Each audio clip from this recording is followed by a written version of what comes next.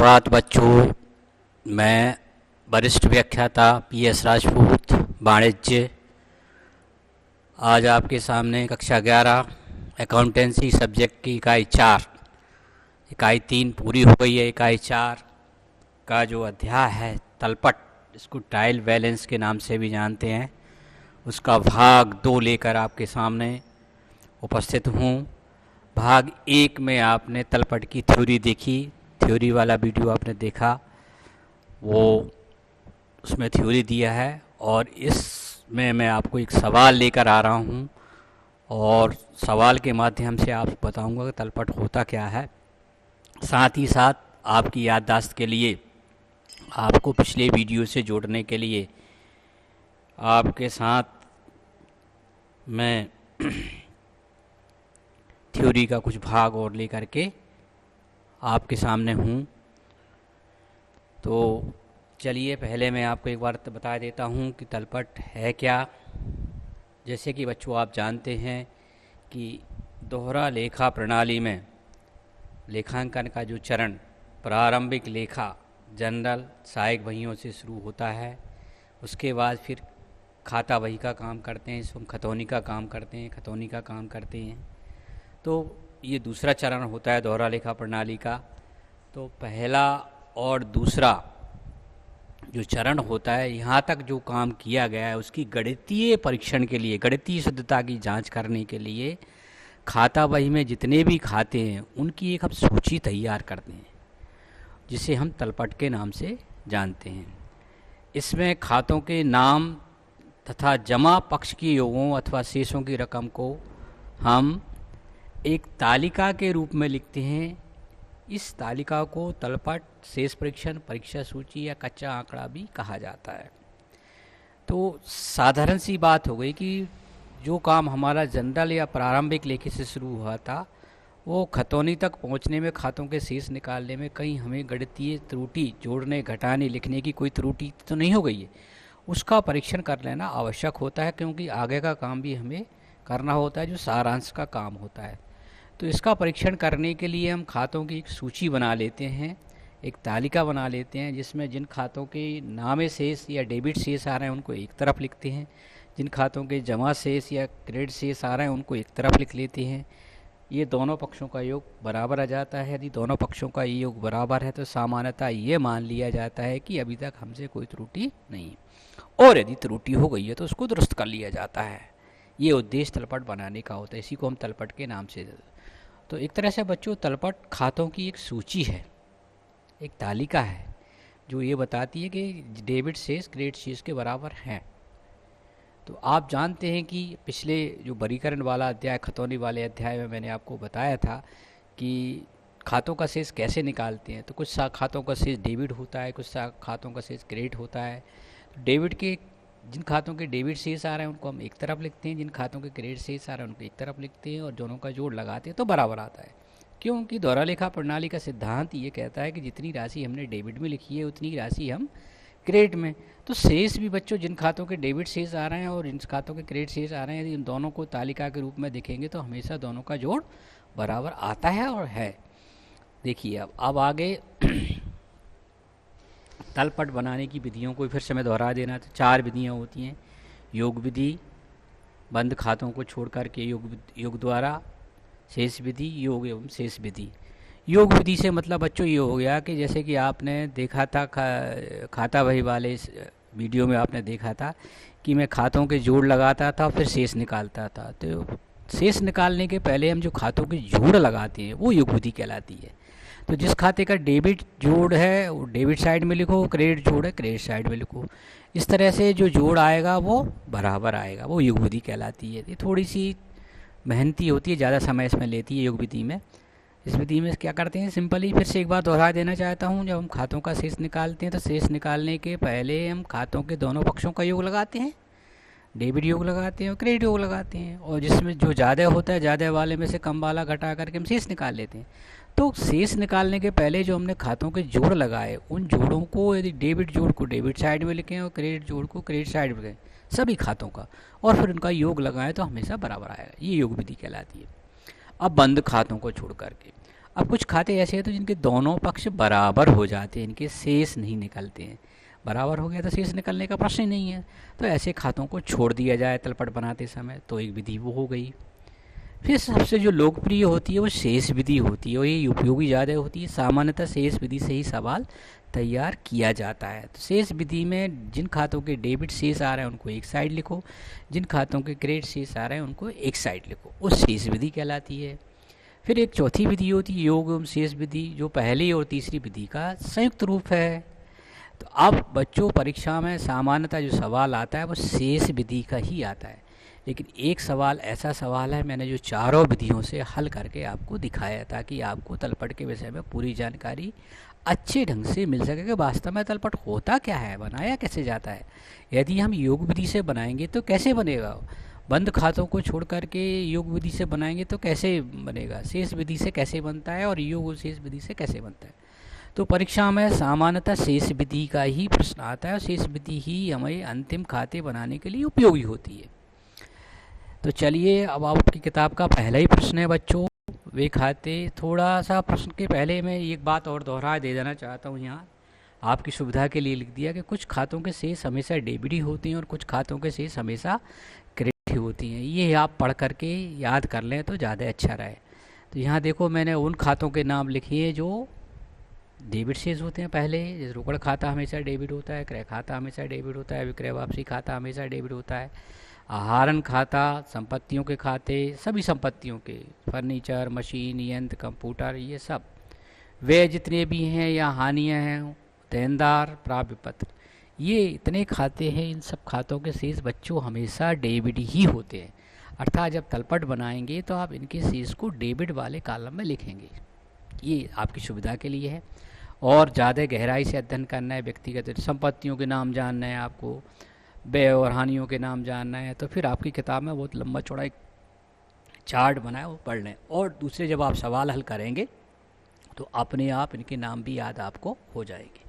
अब आगे देखिए बच्चों, मैंने वो नाम दिए हैं जिनके शेष हमेशा क्रेडिट होते हैं। विक्रय खाता, क्रय वापसी खाता, पूंजी खाता, लेनदारों के खाते, दायित्वों के सभी खाते, आय व लाभ के खाते, देयपत्र खाता और डूबत ऋण संचय खाता। ये खाते ऐसे होते हैं जिनका शेष हमेशा और हमेशा क्रेडिट होता है। सामान्यतः बच्चों आप देखेंगे तो क्रेडिट शेष की जो सूची है वो डेबिट शेष की अपेक्षा छोटी होती है।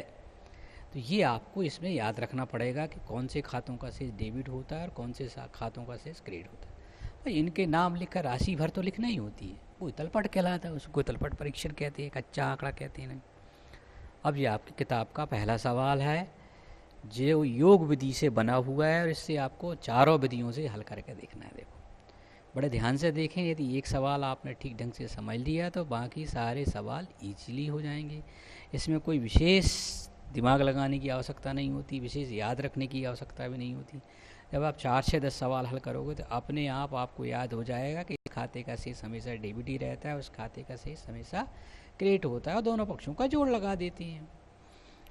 अब देखें ये दिया योग विधि का सवाल दिया है, इसमें ये इसका फॉर्मेट होता है। ऊपर सबसे पहले शीर्षक, तलपट हमेशा तारीख विशेष को बनाया जाता है। हाँ, एक बात और दोहराए देना चाहता हूँ, तलपट बनाना अनिवार्य नहीं है, आवश्यक है। ये भी एक तरह से दोहरा लेखा का भाग नहीं होता है। दोहरा लेखा प्रणाली में बिना तलपट बनाए भी अंतिम खाते बनाए जा सकते हैं, लेकिन अंतिम खाते बनाने के लिए हमें रॉ मटेरियल जो चाहिए वो हमें तलपट से ही मिलता है। तलपट बनाने के लिए कोई बहियाँ नहीं होती हैं, एक साधारण कागज़ पर बना करके हम फाइलिंग करके रख लेते हैं। और जब ऑडिट होता है तब ज़रूर हमें तलपट की आवश्यकता होती है, ऑडिटर को हमें तलपट बना करके देना होता है। बच्चों अब कंप्यूटर का युग आ गया है, कंप्यूटर का समय आ गया है, तो अब तलपट वैसे व्यवहारिक रूप में बनाने की आवश्यकता नहीं होती। कंप्यूटर अपने आप सारी काम करके हमें दे देता है, हमें सिर्फ और सिर्फ जनरल एंट्रियाँ भर करनी होती हैं। अतः आप कृपया जनरल एंट्रियाँ अवश्य अच्छे ढंग से सीखें। यदि कंप्यूटर में आपने जनरल एंट्रियाँ करना सीख ली तो बाकी काम तो फिर कंप्यूटर खुद ही कर देता है। खतौनी का काम, शेष निकालना, तलपट बनाना, व्यापार खाता बनाना, लाभ हानि खाता बनाना, चिट्ठा आदि सारी चीज़ें कंप्यूटर के माध्यम से पल झपकते संपन्न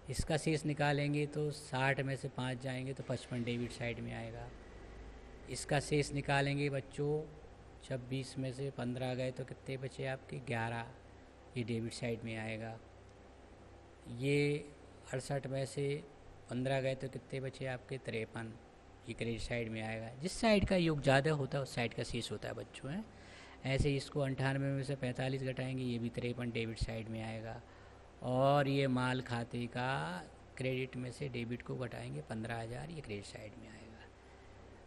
तो शेष लिख लेंगे। शेष को बदलने के लिए योग विधि से शेष विधि में बदलने का तरीका क्या होता है, ज़्यादा वाले में से कम वाला घटा दो, जिस साइड का योग ज़्यादा है उस साइड का लिख दीजिए। अब देखो कैसे बन गया। ये देखो पूंजी खाते का शेष क्रेडिट आया 51,000, यंत्र खाते का शेष आया डेबिट 55,000, रामधन का डेबिट शेष आया 15,000।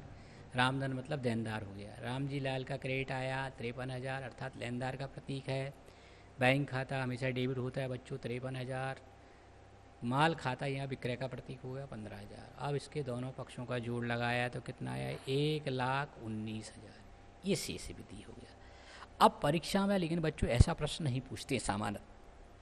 परीक्षा में तो आपके सामने जो है क्या होता है, परीक्षा में तो क्या करते हैं कि आपके तो मैं आपको बता रहा था कि परीक्षा में जो सवाल आता है वो ऐसा आता है कि खातों के शेष दिए रहते हैं, नाम लिख करके शेष लिख देते हैं। आपको पहचानना होता है कि कौन से खाते का डेबिट शेष होगा और कौन से खाते का क्रेडिट शेष होगा। पहचान करके इस तरह से आपको यह है इस तरह से तलपट बनाना होगा, क्योंकि शेष विधि से बनाया है तलपट ज़्यादा उपयोगी होता है और इससे अंतिम खाते तैयार किए जाते हैं। तो ये छोटा सा प्रश्न था। अब अगला देखिए बच्चों, इसमें मैं योग और शेष विधि दोनों को लेकर आ रहा हूँ। दोनों का शेष आप देखेंगे कि योग और शेष विधि के दोनों से कैसे बनता है। ये देखिए दोनों बना दिए मैंने, नाम तो वही है। प्रश्न अच्छा प्रश्न है, पहला ही प्रश्न है आपकी किताब का। और योग विधि से तलपट ऑलरेडी प्रश्न में बना हुआ है बराबर। इसको छोड़ करके देखो, इस सवाल को देख करके आप चारों विधि आपके सामने उपलब्ध हैं। ये योग विधि का हो गया, इसको हटा दो तो बंद खातों को छोड़ करके योग विधि हो गई, ये शेष विधि हो गई, और ये योग व शेष विधि है। देखिए शेष कैसे निकाला मैंने यहाँ, देखिए 61 में से 10 जाएंगे तो ये क्रेडिट साइड में ज़्यादा है और डेबिट साइड में कम है तो 51,000। ये 60 55 है, 60 में से 5 जाएंगे तो डेबिट साइड में 55,000। ये 26 15 है, 26 में से 15 जाएंगे तो 11,000। अब इसका कोई शेष नहीं होगा बच्चों, दोनों पक्ष बराबर हैं इसलिए खाली। इसके 68 में से 15 जाएंगे तो 53,000, इसके 98 में से 45 जाएंगे तो 53,000, और इसके 90 में से 75 जाएंगे तो 15,000। तो जो योग विधि का तलपट हो गया, ये शेष विधि का तलपट हो गया। तो ये प्रश्न बहुत अच्छा प्रश्न है। तलपट सीखने के लिए आपको एक सवाल चारों विधियों से हल करना ही चाहिए, ताकि आपको चारों विधियों का ज्ञान हो जाए। साथ साथ आपका थ्योरी का क्वेश्चन भी तैयार होता है इससे कि तलपट बनाने की कितनी विधियाँ हैं। लेकिन परीक्षा में बच्चों ये तो तय है कि 100% आपका जो है शेष विधि वाला प्रश्न ही पूछा जाता है, कि वो ही ज़्यादा उपयोगी होता है।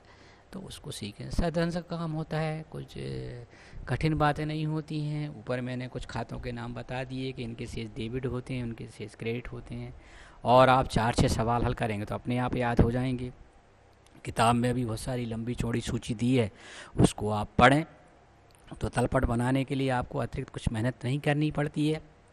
साधारण सा सवाल आता है तलपट का, बस खातों के नाम भर लिखना है और उसका जोड़ लगा लेते। इस तरह से आपके 5 अंक पूरे हो जाते हैं। 5 नंबर की बात तो इसमें हो ही जाती है, पूरी की तलपट में से 5 नंबर का काम कंप्लीट आप कर ही सकते हैं। तो ये चौथी विधि हो गई बच्चों। चारों विधियाँ यहाँ मैंने आपको चारों विधियाँ भी बता दी, तलपट बनाना भी बता दिया, तलपट की क्या विशेषताएँ होती हैं, तलपट बनाने की कितनी विधियाँ हैं, थ्योरी भी हो गया, सवाल भी हो गए, सारी चीज़ें, बहुत सारी चीज़ें। कहना चाहिए कि ये एक तरह से तलपट वाले अध्याय का 99% आपका काम पूरा हो गया आज के वीडियो में। जितना आपने थ्योरी में पढ़ा है उससे ज़्यादा कहीं आप व्यवहारिक प्रश्न और थ्योरी भी आप पढ़ रहे हैं। बाकी तलपट की क्या विशेषताएं होती हैं, तलपट कैसे तैयार किया जाता है ये दिखाई दे रहा है। तलपट बनाने की कितनी विधि हैं वो थ्योरी वाले वीडियो में देखें हैं। तो इस तरह से बच्चों ये तलपट बनाने का ये आज का काम पूरा हुआ। आप नवांकुर चैनल को सब्सक्राइब कीजिए, लाइक कीजिए। आपने डिजिलेसन डाउनलोड नहीं किया है तो डाउनलोड कर लीजिए। वीडियो में जो भी आपको पढ़ाया जा रहा है, वीडियो में जो दिखाया जा रहा है उसको आपकी कॉपी में नोट कर लीजिए। दूसरे बच्चों को भी प्रेरित करें, क्योंकि नोट किया हुआ आपका स्थायी रिकॉर्ड होता है और स्थायी रिकॉर्ड से ही आप अच्छी तैयारी कर सकते हैं। मोबाइल पर डला हुआ डाटा डिजिटल है, हमेशा मोबाइल आपके साथ उपलब्ध नहीं होता है, ये हम अच्छी तरह से जानते हैं। और वो एक वैकल्पिक व्यवस्था है, अर्थात आप कॉपी में अवश्य नोट करें, आपकी कॉपियाँ चेक होंगी और परीक्षा आपकी लिखित होती है। आज के लिए इतना ही बच्चों, थैंक यू वेरी मच।